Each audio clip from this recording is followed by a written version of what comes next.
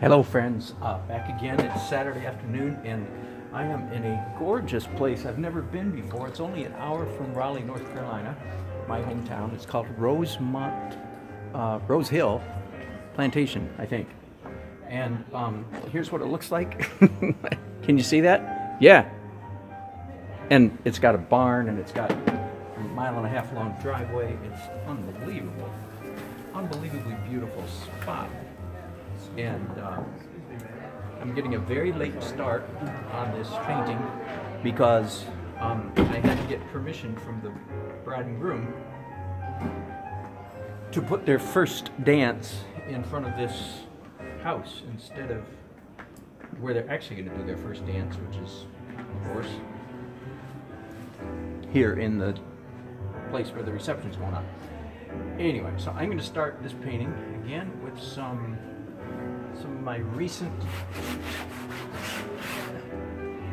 ideas.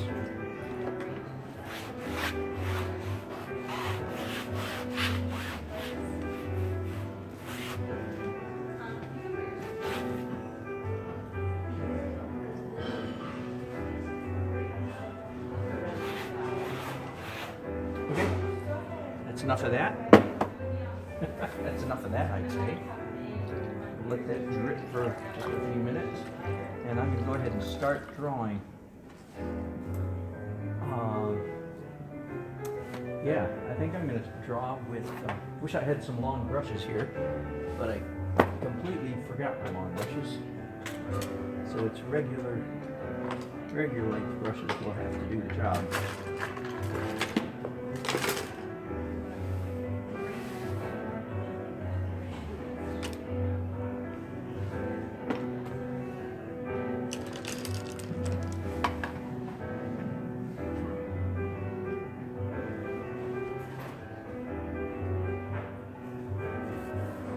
And of course, the painting is about the bride and groom, not about the architecture that I'm so excited about. So I have to make sure I keep my priorities intact here. All of this beautiful architecture stuff is just background. So let's, like I said, let's keep that in mind. What a gorgeous background, though. My goodness.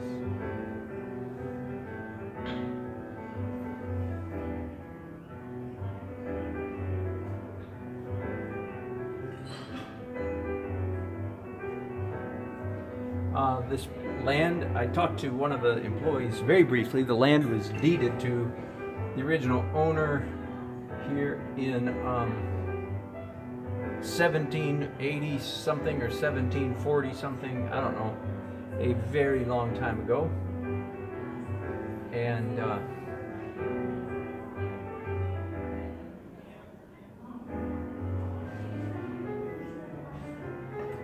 the main farmhouse was built likewise in 1790 or something like that. So very historical place.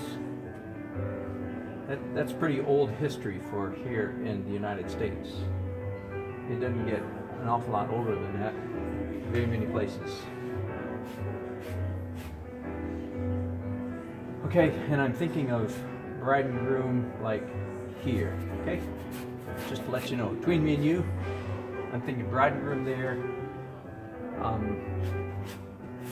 And there's a great big tree here in the photograph, but I don't want a tree nearly that. I do want a tree, but not nearly that dominant or that big.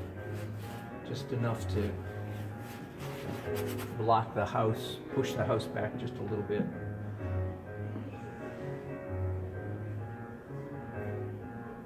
Yeah, so there you go.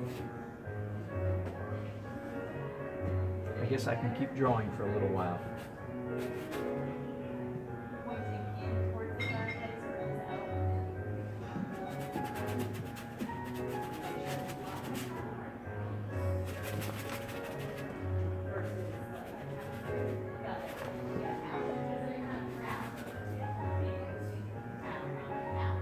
One of the real dangers of putting lines in a painting, the way I did just a few minutes ago, is that once you put the lines down, you're very much tempted to obey the lines and to color in the lines. And if you can avoid that impulse, then putting lines down is not a bad idea. But if you can't resist the temptation to color in the lines, then putting lines down early anytime is usually a bad idea.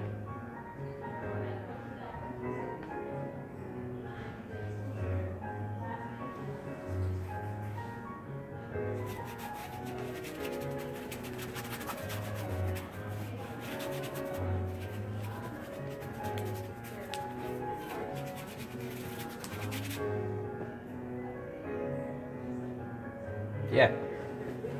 Set those down for a second. Let's pick up a medium-sized brush.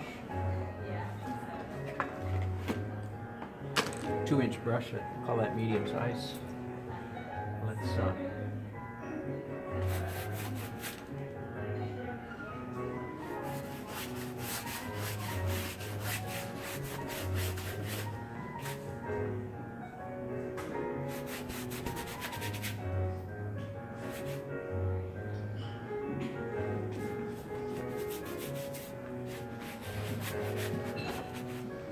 yes, it drives me crazy to paint with one hand. So I don't like holding something.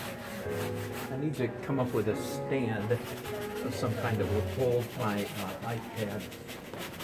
The iPad is a new addition to my repertoire, so I'm not quite as prepared with it as I am with most of my other stuff.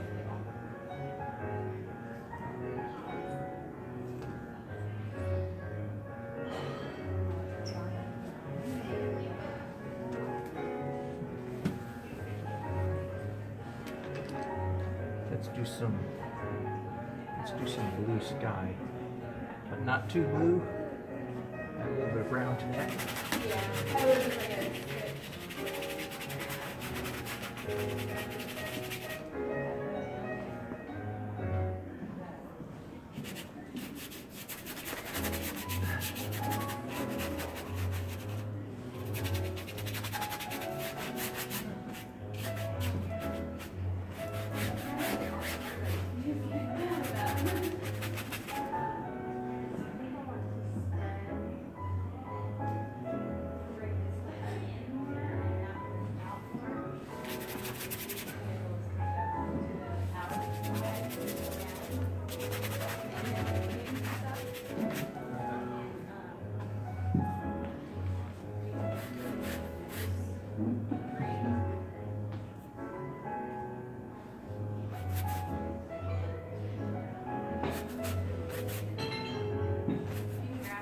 You know what? I just discovered something. So I've got my iPad sitting way down there in a chair, and it's kind of small.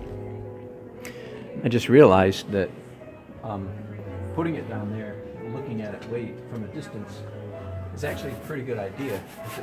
It makes I didn't do that on purpose. It makes the image really small, which again keeps me from getting distracted by details. Okay, so the canvas now is, as you can see, dripping wet. In fact, let's make it a little more dripping. There we go. So there's not an awful lot I can do to that, except one thing. I've got this kind of secret weapon up my sleeve. I have pencils that I use, of course.